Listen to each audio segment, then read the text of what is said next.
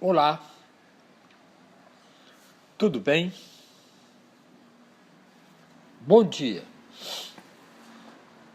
Hoje nós vamos falar sobre os componentes da aprendizagem e do ensino. Com esta nova ótica de que vem a ser aprender e ensinar, estes processos, quando ocorrem na escola, exigem, por parte do professor, organização cuidadosa de seus componentes. Esta organização sistemática do processo de ensino chama-se planejamento. E eu sou Jonas Luiz da Silva, de Capuí. Planejar pode ser entendido como tomar decisões, prever o futuro, organizar ações. O primeiro passo do planejamento é definir aonde se quer chegar. Ou seja, os objetivos tanto da aprendizagem quanto do ensino, para que então, escolhidos os conteúdos que venham propiciar o alcance dos objetivos, o professor planeja e organiza as condições e os recursos necessários para que o aluno aprenda de forma participativa. Para que se complete um ciclo do processo de ensino e de aprendizagem, deve ser dada a oportunidade de o aluno exteriorizar o que aprendeu, ao mesmo tempo em que o professor verifica e se os objetivos foram alcançados. A etapa da verificação de aprendizagem.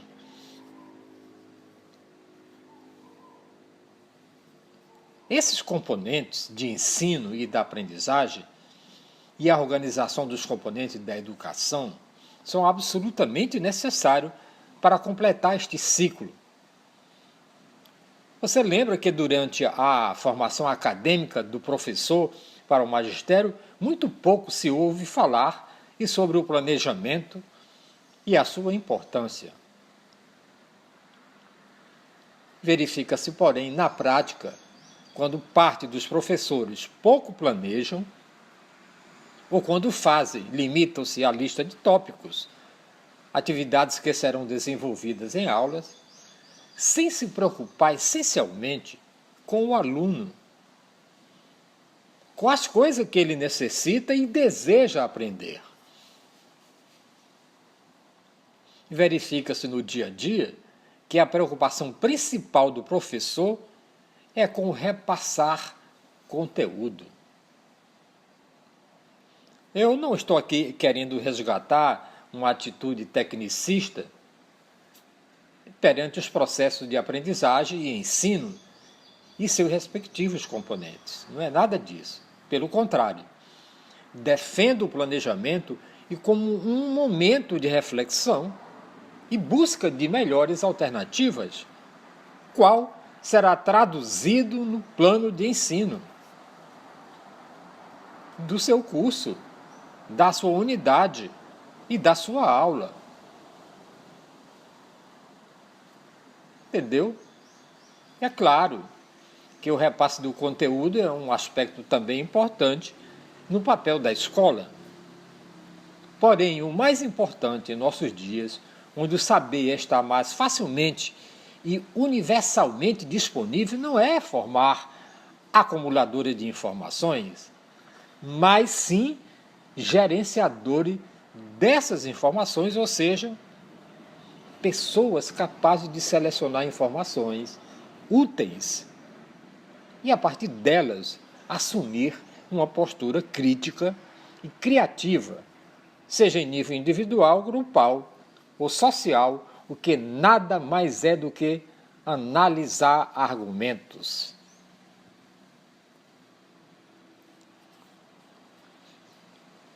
Na minha profissão de 40 anos escrevendo roteiro para publicidade, cinema e televisão, eu sempre levei mais tempo elaborando o argumento do que escrevendo o roteiro técnico.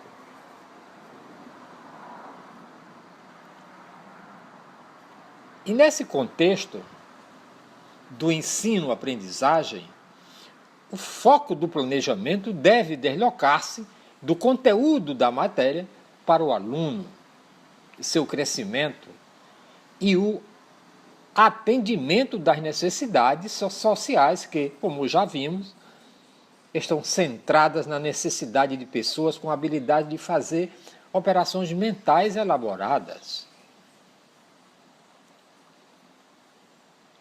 Isso é importante para o ensino-aprendizagem. Planejar o processo de ensino e de aprendizagem se torna, nesta perspectiva, uma tarefa um tanto elaborada, onde o professor deve sim definir seus objetivos, como organizar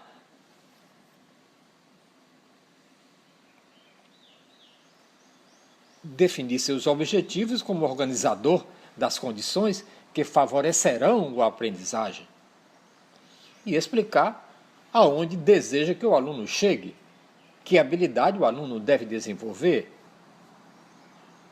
Teremos assim, portanto, neste novo enfoque do planejamento, objetivos para o processo de ensino e de aprendizagem. E se temos objetivo para o ensino e objetivos para a aprendizagem, o conteúdo escolhido deve estar hierarquicamente organizado. Isso quer dizer que cabe ao professor traçar os mapas conceituais da sua disciplina, os grupos de ideias organizados no sentido de primeiro estudar os conceitos mais amplos até que estes se afunilem, chegando às suas mais distintas especialidades. Só então o professor poderá definir os objetivos da sua ação de ensinar e as metas do aprender do aluno. Entendeu? A escolha dos procedimentos de ensino é passo delicado no processo de planejamento, uma vez que devemos cuidar para que eles venham ao encontro dos objetivos traçados. Apesar de delicado, é o ponto mais flexível do planejamento, visto que, muitas vezes, mudamos ou adaptamos um ou outro procedimento no decorrer da própria execução da aula, seja por motivo de ordem ambiental, surgimento de algo que poderia ser previsto, ou ainda pelo próprio foco de interesse dos alunos.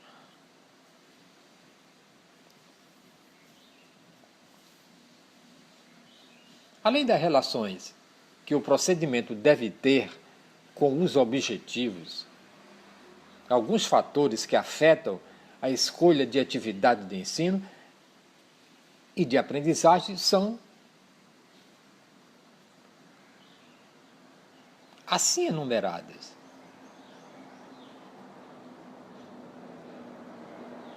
Veja bem, você não pode prescindir da experiência didática do professor. Você não pode prescindir da etapa em que os alunos se encontram no processo de ensino. Você não pode prescindir de tempo disponível, de estrutura do assunto e tipo de aprendizagem envolvida, e de contribuição e limitações das atividades de ensino, além da aceitação e experiência dos alunos, muito importante, e para completar o desenvolvimento das atividades escolhidas, que se fará de maneira ótima através da participação efetiva do aluno. Que para isto é necessário que se consolide uma relação de confiança e cooperação entre professor e aluno, cada um assumindo o seu papel social e ético no processo educacional.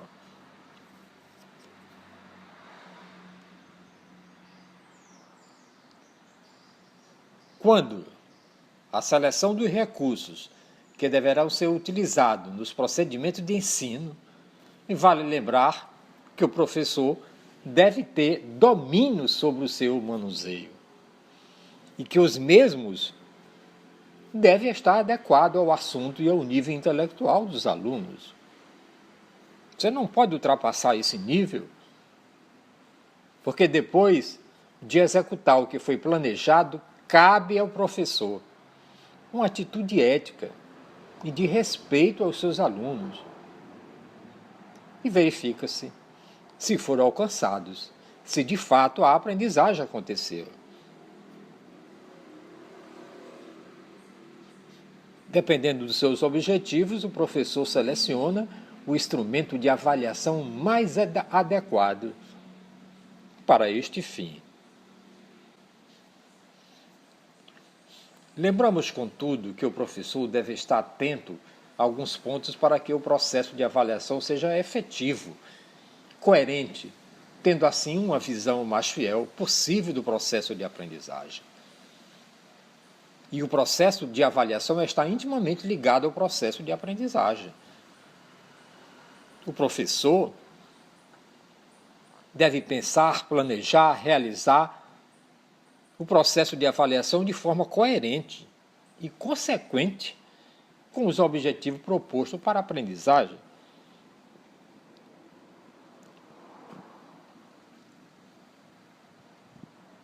O processo de avaliação é contínuo e deve acompanhar o processo de aprendizagem. A avaliação permite continuamente reiniciar o processo de aprendizagem até atingir os objetivos finais. E o processo de avaliação está relacionado ao desempenho do aluno, é claro, é óbvio, é evidente. O processo de avaliação dá ao professor o feedback do seu desempenho e do seu planejamento. A observação é também um instrumento de avaliação, desde que o professor e, se for possível, o aluno registrem os dados observados. Pode-se usar não só a heteroavaliação, mas também a autoavaliação. O tipo de avaliação mais utilizada em nossas escolas é a famosa prova, vista pela maioria dos alunos como o bicho-papão da educação escolar. Ele também transforma-se num instrumento prazeroso de exteriorização do saber, o que não é difícil, sendo, porém, principalmente no início, mais trabalhoso para o professor.